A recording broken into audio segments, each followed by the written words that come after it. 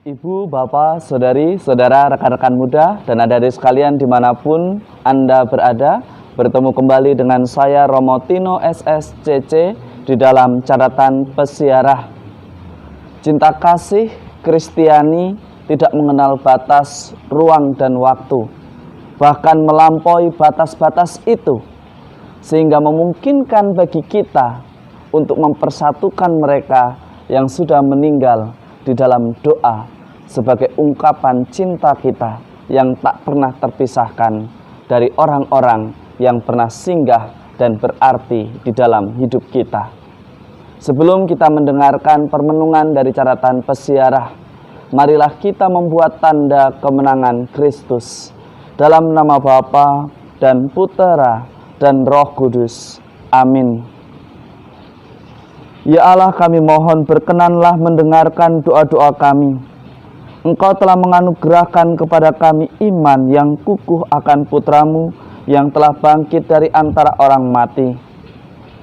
Berikanlah kami ketabahan, kekuatan, dan juga keteguhan di dalam beriman, sehingga kami tetap berpegang teguh pada persatuan cinta kasih yang tidak hanya terbatas oleh ruang dan waktu, terutama di dalam persiaran hidup kami di dunia ini.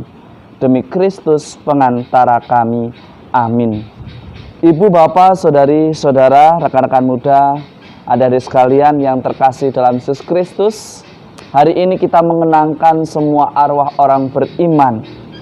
Kita sebagai gereja yang hidup diajak untuk tetap teguh pada pendirian bahwa cinta kasih Kristiani tidak pernah mengenal batas, ruang, dan waktu.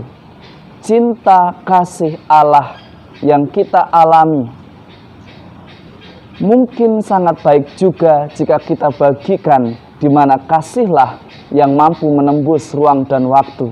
Mungkin jarak bisa memisahkan, mungkin kesempatan bisa membuat kita tidak bertemu, tetapi cinta kasih di dalam doa mempertemukan kita, bahkan mempersatukan kita dengan orang-orang yang kita cintai, orang-orang yang berarti dalam hidup kita, dan orang-orang yang bersatu di dalam doa bersama kita. Sebagai gereja, sebagaimana dikatakan dalam dokumen Konsili Vatikan yang kedua, dalam artikel 51, jelas dikatakan, bukan hanya keyakinan yang bisa dan meyakinkan gereja bahwa doa mampu menyelamatkan, dan akan keyakinan api penyucian merupakan bagian yang tak terpisahkan dari iman kita. Kita pun ditegaskan dan diingatkan, iman yang layak kita hormati, yang merupakan pusaka leluhur kita, iman akan persekutuan hidup, baik yang masih ada di dalam persiaran dunia ini maupun yang sudah beralih kepada dunia yang lain. Tetapi ajaran gereja meneguhkan kita semua bagaimana kita tetap di dalam persekutuan yang satu utuh di dalam doa, sebagaimana yang kita ucapkan di dalam kredo yang selalu kita ucapkan, terutama dalam kredo yang panjang.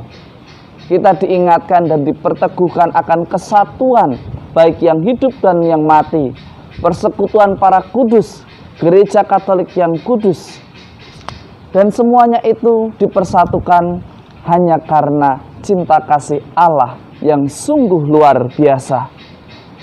Di dalam bacaan pertama kita mendengarkan dari kitab kedua Makabe, jelas dikatakan mengapa kita mesti memikirkan dan mendoakan mereka yang sudah meninggal.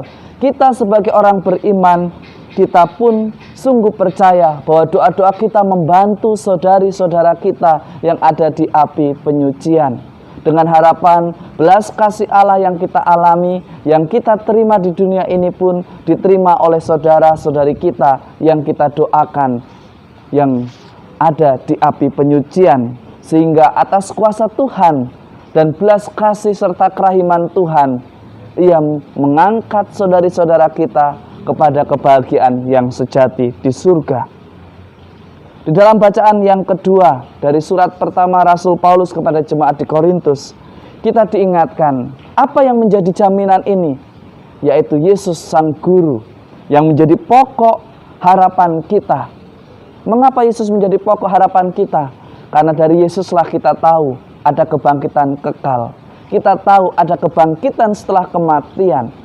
Sebagaimana dikatakan di dalam bacaan pertama dalam kitab kedua Makabe, kita pun tahu bahwa kepercayaan orang beriman para leluhur waktu itu pun mengakui adanya kebangkitan setelah kematian. Dilihat dari cara mereka menghormati, cara mereka mendoakan orang-orang yang gugur di dalam pertempuran. Apa yang hendak dikatakan di dalam kedua bacaan ini? Kita memiliki jaminan akan kebangkitan setelah kematian, yaitu kebangkitan Tuhan kita Yesus Kristus. Di dalam Kristus semua orang akan dibawa kepada Allah. Maka kita yang hidup di dunia ini, mari kita bersama-sama berusaha untuk selalu membangun relasi yang baik kepada Tuhan, kepada Dia yang menyelamatkan kita. Sungguh membahagiakan bukan ketika kita meninggal atau mengakhiri persiaran hidup kita di dunia di dalam persahabatan yang begitu istimewa dengan Tuhan. Pada peringatan arwah semua orang beriman, kita diingatkan, kita bukanlah pribadi yang terpisah. Kita bukanlah saudara seiman yang mudah dicerai-beraikan, karena kita adalah satu di dalam cinta kasih yang sama, di mana bersumber pada Allah yang sama. Dialah Sang Pencipta. Kita diingatkan bahwa Kristus datang ke dunia untuk menyelamatkan. Kehadirannya terlaksana karena kehendak Bapa. Ia ingin bahwa semua anak-anaknya yang ada di dalam persiaran dunia ini tidak mati dalam kekuasaan maut, tetapi mengakhiri persiaran hidupnya di dalam kemuliaan dan di dalam relasi yang baik dengan Allah. Karena kelemahan, karena ketidakmampuan kita, Allah yang maha cinta kasih, maha belas kasih, yang begitu menyayangi kita umatnya, mengutus putranya yang tunggal untuk menjamin keselamatan kita. Sebagaimana dikatakan di dalam kitab Yohanes. Di dalam Injil Yohanes jelas dikatakan bagaimana Yesus datang untuk menjamin keselamatan kita. Bahkan Yesus pun mengutus Roh Kudus sebagai jaminan yang selalu menemani kita di dalam persiaran hidup kita. Semoga peristiwa ini dan hasil konsili yang kita rayakan ini menjadikan kita sadar betul akan persatuan iman kita, baik yang hidup maupun yang sudah mati.